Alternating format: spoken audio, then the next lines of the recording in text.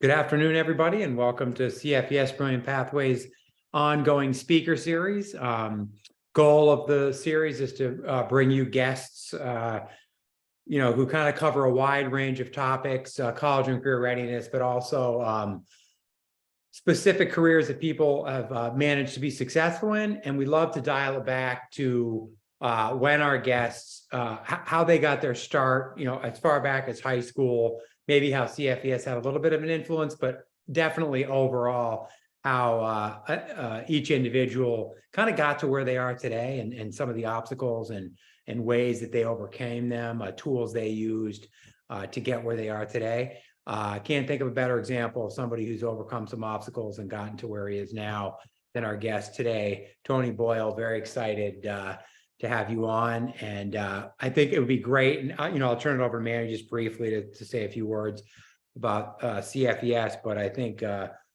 after that, it'd be great to start with kind of Tony, like when you were in high school and some of the things we've talked about before, some skills and some things that you acquired that have really held true to this day in your career. You're an executive at Facebook, Google, among others, and how you still managed to use some of those, but also become a coach yourself to help others. So we appreciate anything you can share with that. And I'll kick it over to you, Manny. Well, thank you, John, and thank you, Tony, for being here. As John said, we're really excited to dive in a little deeper and talk a little bit more about, your path, but more importantly, what you're doing now and how that impacts our scholars who will be watching this in various parts of the country.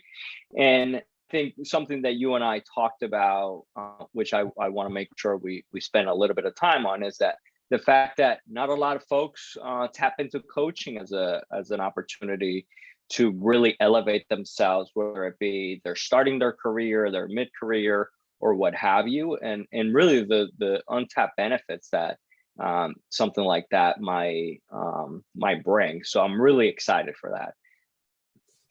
Yeah, definitely. And thanks, guys, so much for the opportunity. And hopefully the audience enjoys the little bits of knowledge and insights and perspective that I can share today. CFES definitely has a major place in my heart, especially being a part of the CFES program in high school at Wadley from 2008 to 2012 were some great golden years for myself of maturity, professional development.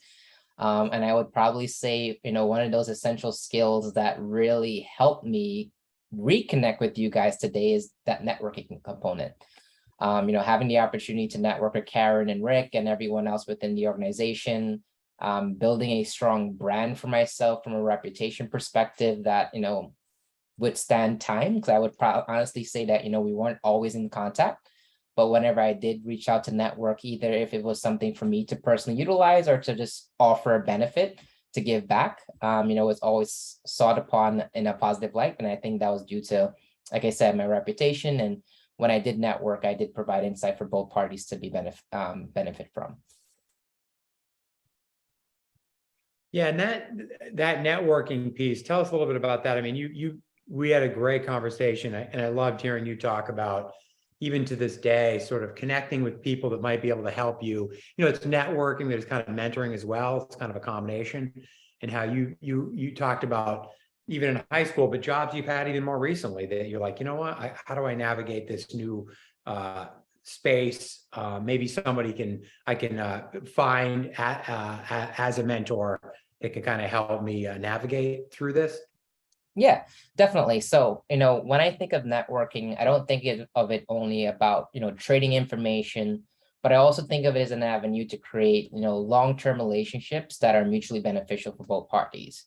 I think it's really important when you are networking that you're networking with the right people to either help you within your current career that you're looking to do or something else you're looking to do in the near future. So I think it's a combination of making sure it's mutually beneficial, making sure that you're networking with the right people.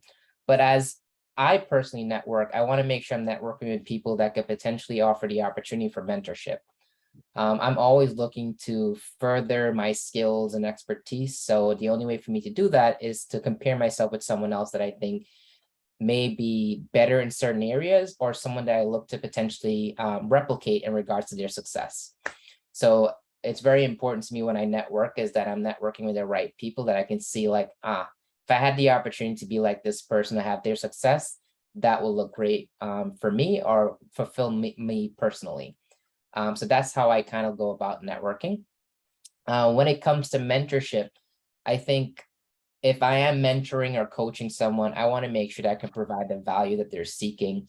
I just don't assume by saying, like, this is the path I took, you should follow. I try to really understand where they are today, where they're looking to get eventually, and help guiding them through that process. I prefer not to give too many suggestions and offer too many insights, but more so help them on discover their own potential, where their strengths lie, and how they can use their own personal strengths to get them where they need to be. If there are areas of gap, of course, I want to further understand where those areas are. But from a coaching perspective, coaching or slash mentoring is really focused on the individual and helping them develop their own potential. And that's how I look about coaching slash mentorship. Yeah, man. That's all. Yeah, go ahead. Go ahead, John. Well, I was going to say, we talked about, Manny and I were talking about sort of this lifelong learning process, Tony, that you've talked about, and your progression. You move here, you go to high school, and you're adjusting to that system, and you do well enough to move on to Marist College, and ran into and I'd love to have you tell the story. You run into a little bit of academic trouble at Marist, but you figure out a way to overcome that, and then later getting a master's degree. Your GPA continued to climb to levels of, you're approaching a 4.0. Just talk a little bit about that progression and how you work through your kind of your issues early on at Marist. Yeah, I think that's a great story that I had the opportunity to share with you guys. And I think the biggest takeaway is determination and perseverance. I think, going into college as an individual, being given a whole lot of independence. Like in high school, your professors ask you why you didn't submit your assignment. They're trying to help you pass. They want you to be test ready. I think high school is about somewhat test readiness in America, unfortunately. It's about making sure that your students are ready to take a test and pass the test, unfortunately. When you're in college, it's the complete opposite. You're going to feel on your own, and your teacher might nod you a little bit, but they're not going to drag you to the finish line. And I think that was something that I learned very early on, that the success that I had in college would be solely dependent on me and if I utilized the resources that were available to me. And I think my first semester, I was lucky enough to pass, which I'm surprised I did, because second semester, it didn't go as well. And I realized that, I'm going to need to really focus on my academics, spend less time with my friends, utilize the resources such as my teacher's office hours, the writing center, the career center, any type of resource to help me to get to where I wanted to be, which was graduating on time, getting a job or an internship throughout college or after college, but getting employment as soon as possible. And I was able to accomplish that. And I think the reason why I was able to accomplish that is, again, creating a network of people that knew that I was hardworking, knew that what my long-term goal was to graduate, have a job, but leveraging their expertise and knowledge. So like going to the writing center, I had a particular writing assistant that I would typically use to mark all my papers, because we developed a relationship. He knew where my pitfalls were. He knew how to work with me to make my papers stronger and everything else that I needed to get better. And I worked with that individual. And then when it came to my classes, I made sure to utilize the professor's office hours to get to know them on a personal level, but also to understand, like, how can I excel in areas that I wasn't doing well, and also to work on extra credit. I think doing extra credit before you need it is always important, because what the professor tends to know is that you're asking for extra credit now because you think you're about to fail, versus if you're proactive about it, you're just giving yourself an insurance just in case something goes wrong. And it's always good to have insurance in anything in work or life. So I always try to get ahead of the extra credit, just understand what it is. And if it's easy enough, get it done immediately. If it's not, then if things aren't looking as great as they look, if I'm not getting the A or I'm closer to a B, then work on it then. So hopefully that helped give some perspective to that question. Yeah, for sure. I mean, those are great examples, and we can go down the line in terms of obviously the essential skills, the goal setting, obviously component of it. You got to have that leveraging your network for the things that you're talking about, developing that support network that really would help you be successful, right? But you first have to take leadership on it for yourself to say, this is what I want to accomplish. And the great thing about professors in college is that they also want you to graduate, because otherwise it looks bad for them as well, because, well, on the college level, that might not look great if you got students coming in and they're not doing so hot and they have to stop their studies. That doesn't look great. But also for the professors, you know, this might be a stop in their career path, right? So they want to make sure they can reference those winning case studies of students that they've worked with. I'm curious if you ever, as you were working with some of your professors, did you get any opportunities to do like internships or research papers with them because of that relationship that you had been building? So what was really helpful in regards to utilizing the extra office hours, building a relationship with my professors, and actually performing academically well in their classes is that when career fairs did come and some of those professors in the business programs were like either running it or co-leading it, they would normally allow to make like personal introduction, like, hey, this is one of my students. This is Mark Boyle. He lives in the city, really sharp kid. And that was really helpful. And I think one of those introductions led to my first internship, which was at Enterprise Rent-A-Car. And lucky enough, I was able to do that particular program for 2 summers. So what was interesting about Enterprise was that it was like a marketing internship, business administration. It kind of touched on a bunch of different areas, which was really great. And it gave you a lot of like hands-on experience. This wasn't an internship where you're just getting coffee and filing papers. Like I was out there picking people up, renting cars, washing cars, the whole 9 yards. So it was an amazing experience. And that's the reason why I did it for 2 summers. And because of the work ethic that I got from school, because my professor kind of made that introduction, I worked really hard to keep making sure that if anyone else that professor made introductions to, he can feel positive that Enterprise will take them on because I didn't like drop the ball. And I also wanted to make sure I performed well because, again, one of the most important things is having a brand. And sometimes your brand goes beyond your physical self, because if they're in a space talking to each other and you're not there and your brand speaks for itself, someone else will raise their hand for you. And I think that's why it's super important to build a strong network, but also have a strong brand, have like empathy and have like, you know, being honest and being diligent and that kind of stuff. So I made sure that I worked really hard at those internships because, again, those internships came through my, not through myself, but through my school and through my professor, so that other internships became easier. But because I fell in love so much with Enterprise, I kind of stuck with them for the 2 summers. And then I stuck with them for 2 years after college because it was a great company, great opportunity. And the work was great because they put me at different branches. So I was learning new things, different environment. I mean, those are great examples of essentially how does it look like when you put into practice these skills. And I like what you said about, you know, it's really about your brand, because you can't be everywhere all the time, but Yep. your brand can, right? And that really allows you to unlock other opportunities that, while you might not be in the room because you might be working or in class, that would allow you to kind of take advantage of these opportunities before they even get offered to others. And Yeah. that Enterprise, I remember back in my days in college, you know, that was one of the top training companies for business students, like very competitive to get into. And they did a really, really strong job at really exposing folks to different fields within business. So kudos to you for doing that.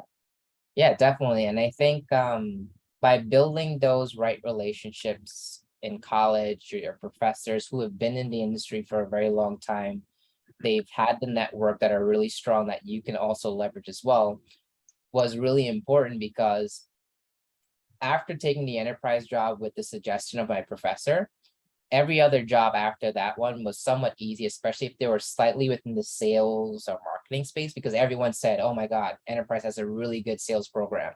They have really good training. Everyone that comes there works really hard. And that was always easy to build on, because I just had to like showcase that those things that they heard of, I brought to the table as a new employee.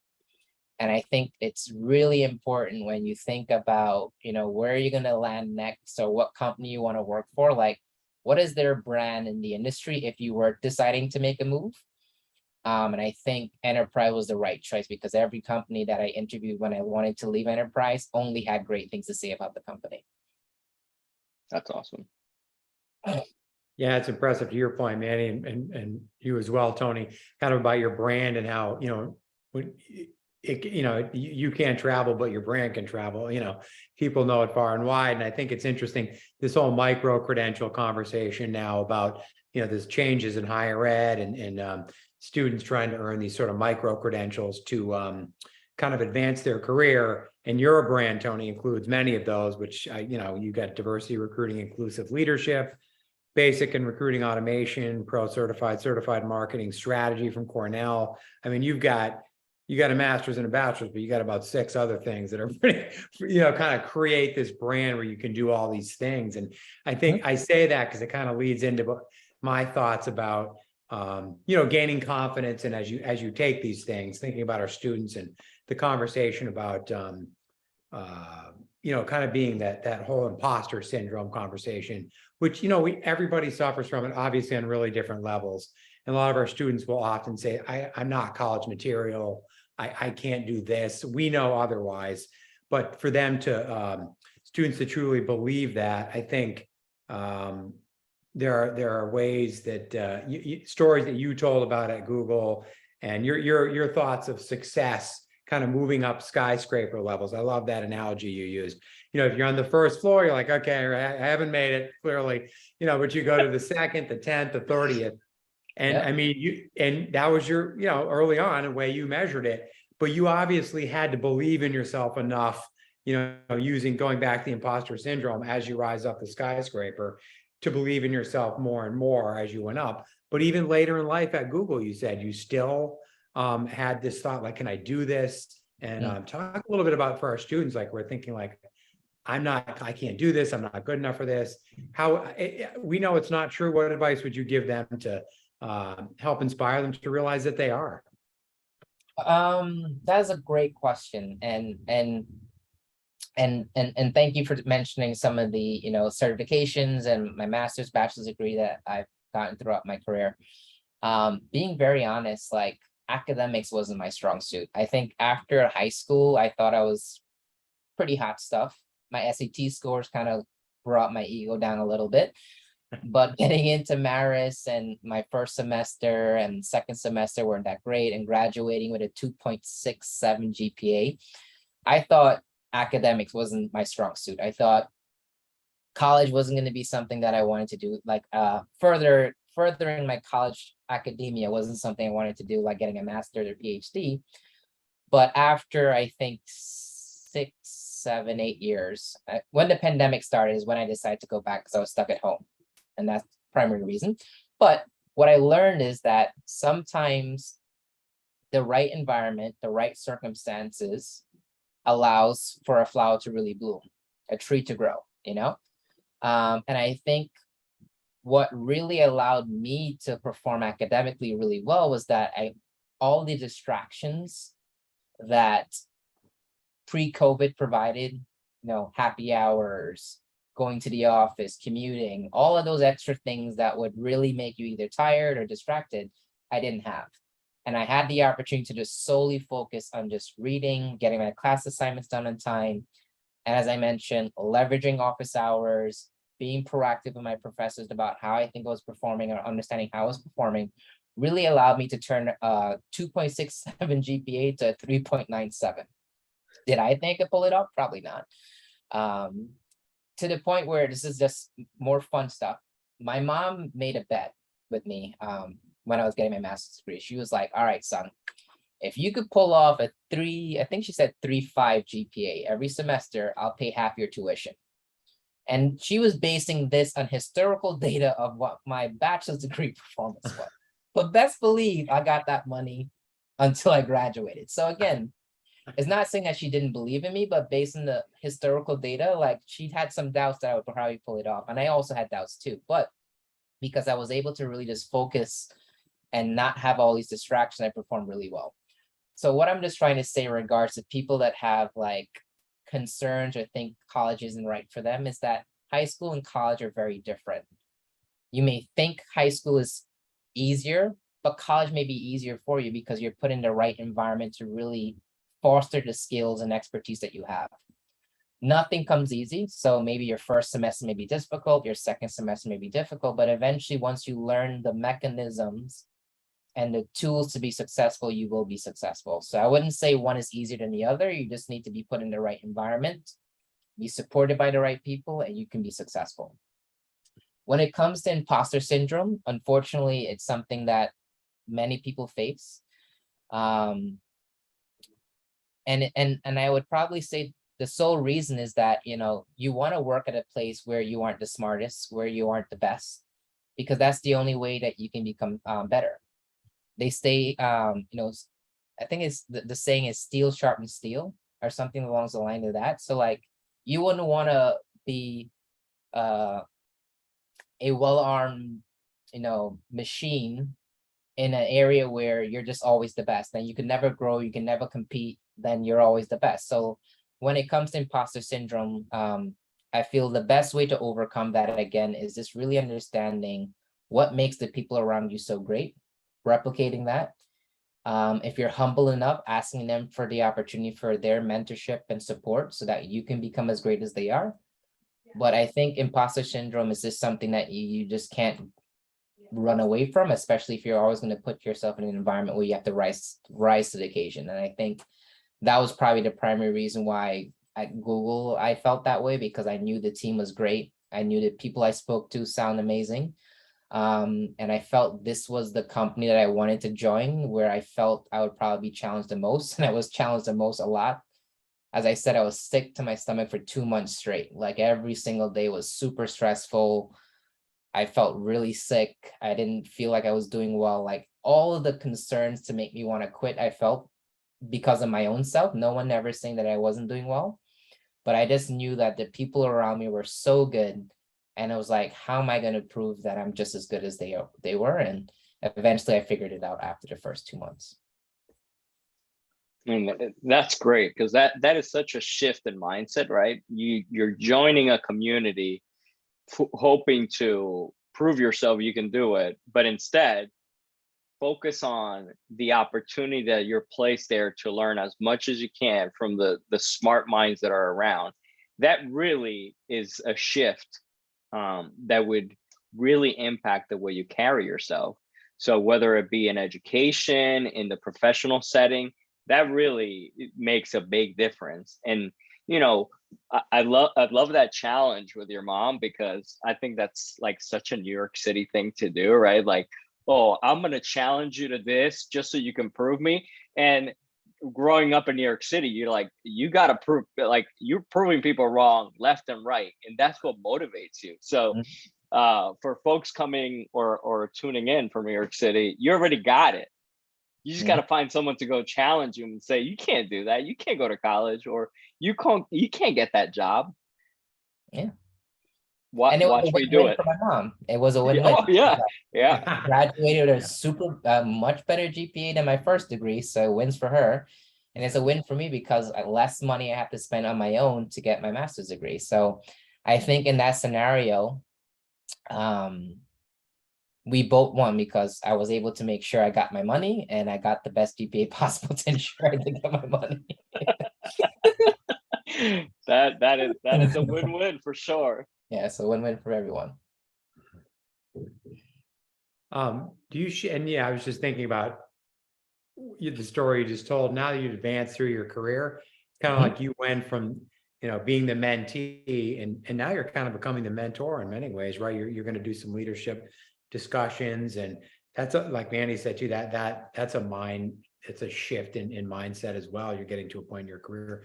Tell us some of the things. I know you work with some individuals on coaching and training, and any areas do you like? I like what you said about them, sort of, you don't want to tell people what to do because everybody has a different path and they have different thoughts about it. Is there any advice you might give to our students about uh, if they're unsure about what they want to do next and they're trying to find a passion, or when they get to college, like yourself, you felt sick to your stomach for 2 months ago. You didn't know if you. A lot of kids feel that, first year in college, and the Mhm. dropout rate, it's approaching 40% nationwide. But if a kid gets through the first 2 years, the dropout rate's, minimal to none. So it's sort of like getting through that. Any advice for how to like just kind of get through that time where you might feel sick like you did at Google?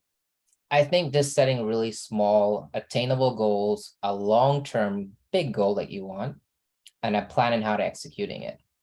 I think when we think of goals, we just think like, all right, I want to have a job after I graduate, or I want to have this salary and all that stuff. That's really good. But you need to create a plan and how you're going to get there. And this plan can't be just in your head. It needs to be written down somewhere. There's some research out there that people that write down their goals, create a plan for their goals, have a support system to keep them accountable, and they provide updates to someone and their success of all of those smaller attainable goals that they've accomplished, tend to have a higher likelihood of meeting those goals. So I think for me, when I was in college, I knew that, all right, if I wasn't to do well this semester, I need to go to the writing center for every single paper I have, like not for some classes that weren't good. I need to go for every single class I have a paper. I need to go to the writing center. I need to get support because clearly it wasn't working the second semester. So I should just go for everyone to make sure I ensure that every paper is to the expectation of what my professor thinks, and I have someone else to help me make sure that it is.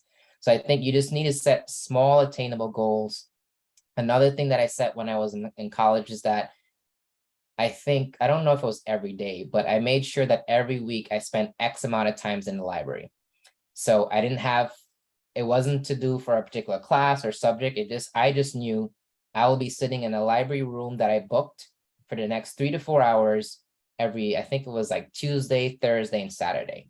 So whatever classwork that was around that time frame that I needed to focus on versus something else, I just knew I had 4 hours locked off. I had a room that was private. I just sat there and I stayed there for the 4 hours. Even if I was finished with everything, I just utilized the time to either get ahead or catch up on work that I wasn't doing. So I think you just need to like create a plan that you're going to keep yourself accountable to.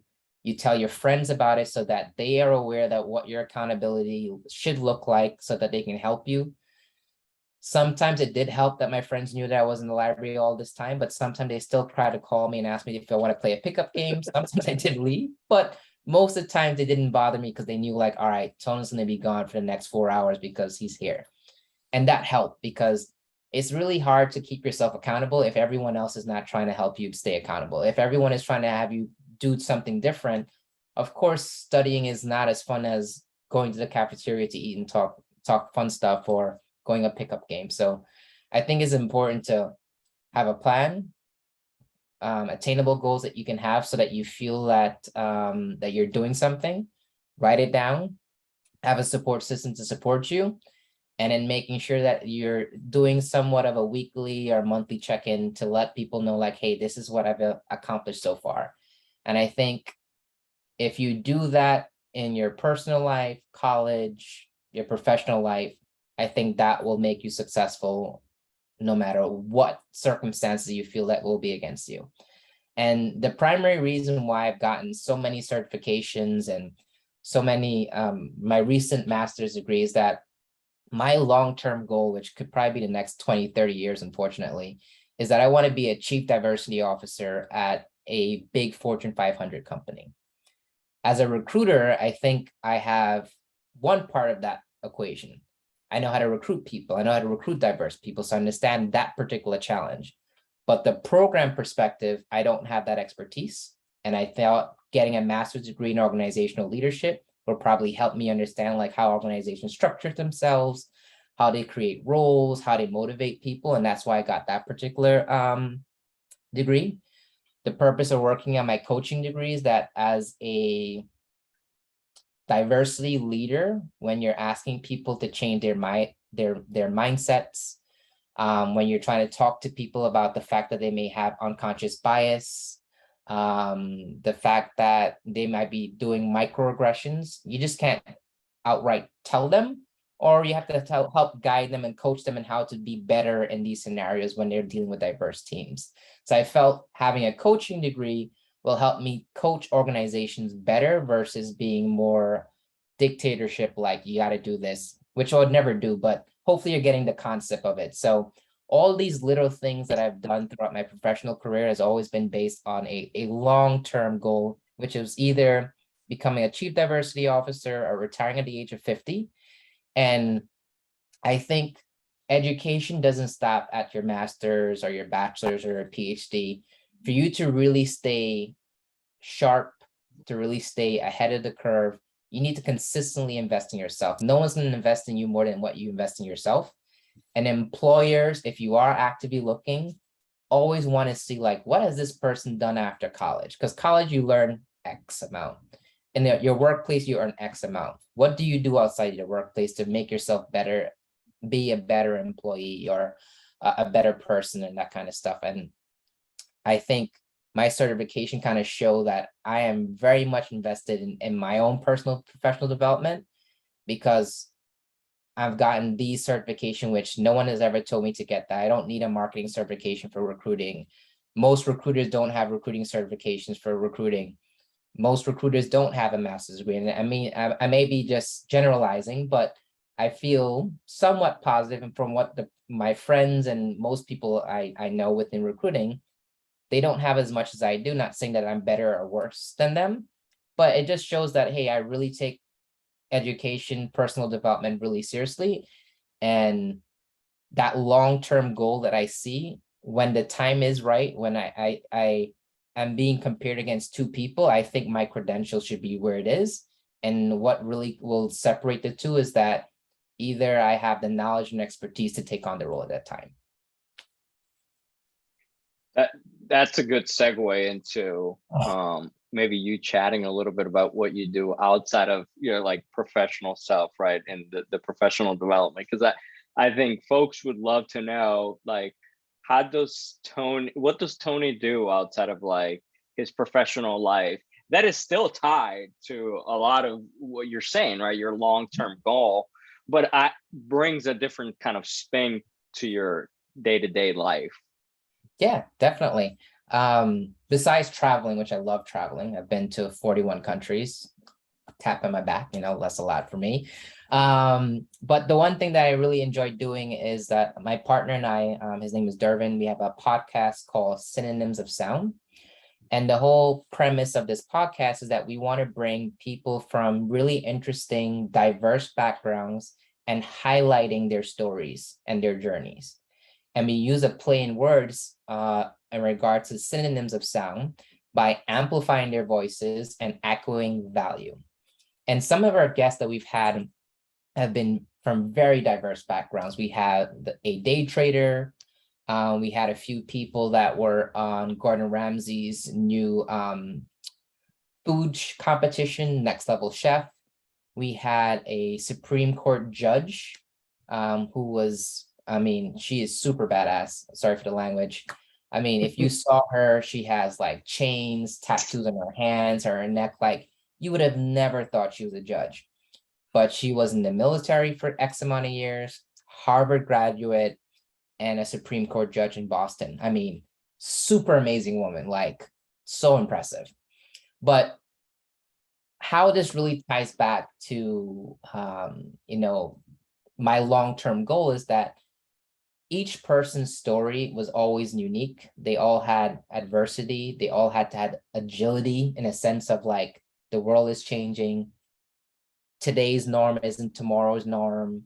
Adaptability is super important. So like they all had very unique stories and perspectives on how they navigated life. And within diversity and inclusion within an organization is about really focusing on how to intertwine different cultures, perspectives, personalities, social economic backgrounds, genders, and bringing them together where it's homogeneous. You can all execute and focus on problems and solving those problems versus just thinking one particular way.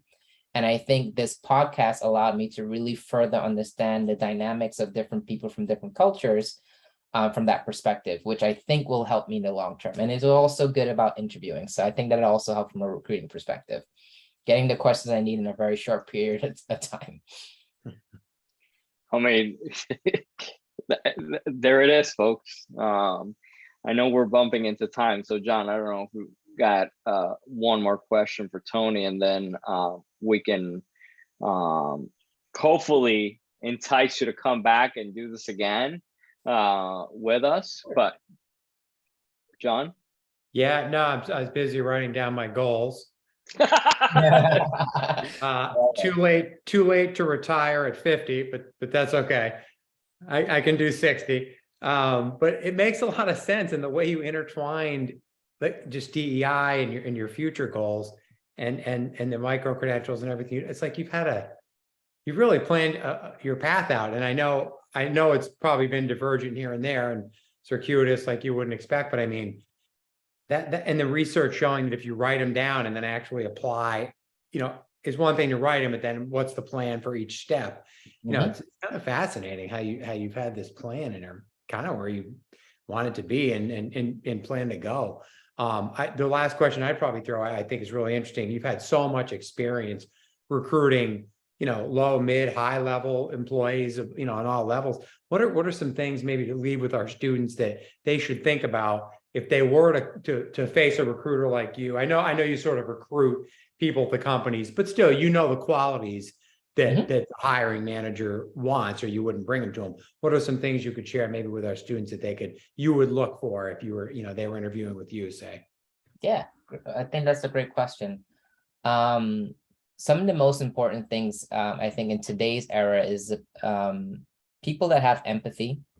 I think is super important. So being able to show that you have empathy or empathetic, showing that you've had failure and what you've learned from that failure. Like no manager wants to hear that you were the best salesperson, you did this, you did this, you did that.